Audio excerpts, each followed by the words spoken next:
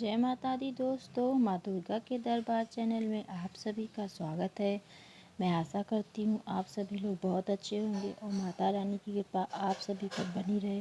दोस्तों, आज हम आपके सामने भैया दूज लोक कथा सुनाने वाले हैं। उससे पहले अगर अभी तक आपने हमारे चैनल को सब्सक्राइब नहीं किया है तो सब्सक्राइब कर दीजिए और जल्दी से जल्दी लाइक और शेयर कर देना, जिससे हमारी सभी वीडियो आपको जल्द से जल्द प्राप्त हो जाएं। तो चलिए शुरू करते हैं आज की कथा। एक बुढ़िया माई थी, उसके 7 बेटे और एक बेटी थी। बेटी की शादी हो चुकी थी। जब भी उसके बेटे की शादी होती, फेरों के समय एक नाग आता और उसके बेटे को डस लेता था। बेटे की वही मृत्यु हो जाती और बहू विधवा। इस तरह उसके 6 बेटे मर गए। 7वें की शादी होनी बाकी थी। इस तरह अपने बेटों के मर जाने से दुख से बूढ़ी माई रो रो के अंधी हो गई थी।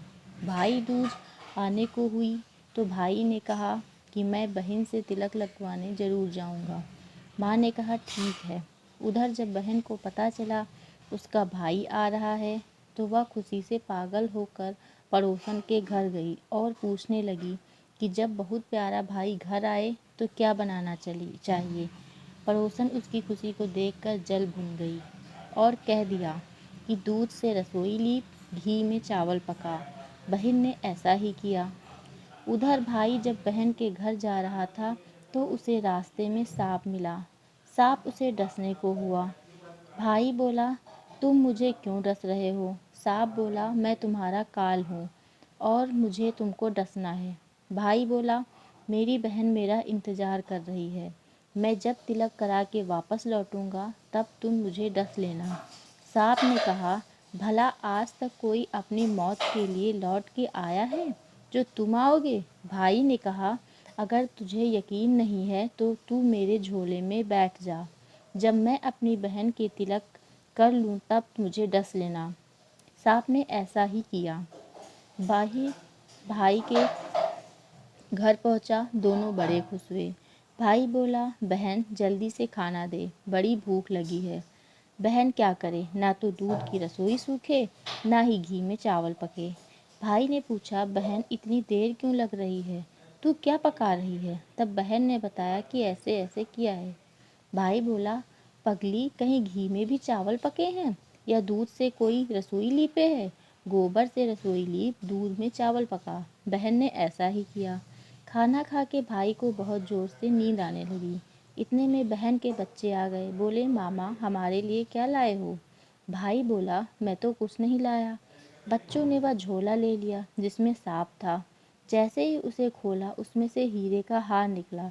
बहन ने कहा, भैया तूने मुझे बताया नहीं कि तू मेरे लिए इतना सुंदर हार लाए हो। भाई बोला, बहन तुझे पसंद है तो तू ले ले, मुझे हार का क्या करना। अगले दिन भाई बोला, अब मुझे जाना है, मेरे लिए खाना रख दे। बहन ने उसके लिए लड्डू बना के एक डिब्बे में रख के दे दिए। भाई कुछ जाकर थक कर एक पेड़ के नीचे सो गया। उधर बहन के जब बच्चों को भूख लगी तो माँ से कहा कि खाना दे दो। माँ ने कहा, खाना अभी बनने में देर है। तो बच्चे बोले, मामा को जो रखा है वही दे दो। तो वह बोली कि लड्डू बनाने के लिए बाजरा पीसा था, वही बचा पड़ा है, चक्की में जाकर खा लो। बच्चों ने देखा कि चक्की में तो सांप की हड्डियाँ पड़ी हैं। यही बात माँ को आकर बताई तो वह बावरी सी होकर भाई के पीछे भागी। रास्ते भर लोगों से पूछती कि किसी ने मेरा गैल बटोई देखा, किसी ने मेरा बावरा सा भाई देखा। तब एक ने बताया कि कोई लेटा तो है पेड़ के नीचे, देख ले वही तो नहीं। भाभी भागी पेड़ के नीचे पहुंची, अपने भाई को नींद से उठाया। भैया भैया, कहीं तूने मेरे लड्डू तो नहीं खाए? भाई बोला, ये ले तेरे लड्डू, नहीं खाए मैंने। ले दे के लड्डू ही तो दिए थे। उसके भी पीछे पीछे आ गई। बहन बोली, नहीं भाई, तू झूठ बोल रहा है, ज़रूर तूने खाया है। अब तो मैं तेरे साथ चलूँगी। भाई बोला, तू ना मान रही है तो चल फिर। चलते चलते बहन को प्यास लगती है। वह भाई को कहती है कि मुझे पानी पीना है। भाई बोला, अब मैं यहाँ तेरे लिए पानी कहाँ से लाऊं? देख दूर कहीं झील उड़ रही है, चली जा, वहाँ शायद तुझे पानी मिल जाए। तब बहन वहाँ गई और पानी पीकर जब लौट रही थी तो रास्ते में देखती है कि एक जगह जमीन में 6 सिलाएं गड़ी हैं और एक बिना गड़े रखी हुई थी। उसने एक बुढ़िया से पूछा कि ये सिलाएं कैसी हैं। उस बुढ़िया ने बताया कि एक बुढ़िया है, उसके 7 बेटे थे। 6 बेटे तो शादी के मंडप में ही मर गए थे, तो उनके नाम की ये सिलाएं ज़मीन में गड़ी हैं। अभी 7वें की शादी होनी बाकी है। जब उसकी शादी होगी तो वह भी मंडप में ही मर जाएगा, तब यह 7वीं सिला भी ज़मीन में गड़ जाएगी। यह सुनकर बहन समझ गई कि ये सिलाएं किसी और की नहीं बल्कि उसके भाइयों के नाम की ही हैं। उसने उस बुढ़िया से अपने 7वें भाई को बचाने का उपाय पूछा। बुढ़िया ने उसे बतला दिया कि वह अपने 7वें भाई को कैसे बचा सकती है। सब जानकर जब वह वहाँ से अपने बाल खुले कर पागलों की तरह अपने भाई को गालियाँ देती हुई चली।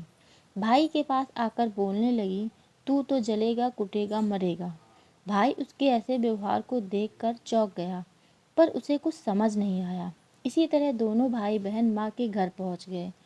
थोड़े समय के बाद भाई के लिए सगाई आने लगी। उसकी शादी तय हो गई। जब भाई को सेहरा पहनाने लगे तो वह बोली, इसको क्यों सेहरा बांधेगा? सेहरा तो मैं पहनूंगी, ये तो जलेगा मरेगा। सब लोगों ने परेशान होकर सेहरा बहन को दे दिया। बहन ने देखा उसमें कलगी की जगह सांप का बच्चा था। बहन ने उसे निकाल के फेंक दिया। अब जब भाई घोड़ी चढ़ने लगा तो बहन फिर बोली, ये घोड़ी क्यों चढ़ेगा? घोड़ी पर तो मैं बैठूंगी, ये तो जलेगा मरेगा, इसकी लाश को चील कौवे खाएंगे। सब लोग बहुत परेशान। सब ने उसे घोड़ी पर भी चढ़ने दिया। जब बारात चलने लगी तब बहन बोली, ये क्यों दरवाजे से निकलेगा? ये तो पीछे के रास्ते से जाएगा, दरवाजे से तो मैं निकलूंगी। जब वह दरवाजे के नीचे से जा रही थी तो दरवाज़ा अचानक गिरने लगा। बहन ने एक ईंट उठाकर अपनी चुनरी में रख ली। दरवाज़ा वहीं की वहीं रुक गया। सब लोगों को बड़ा अचंभा हुआ। रास्ते में एक जगह बारात रुकी तो भाई को पीपल के पेड़ के नीचे खड़ा कर दिया। बहन कहने लगी, ये क्यों छाँव में खड़ा होगा?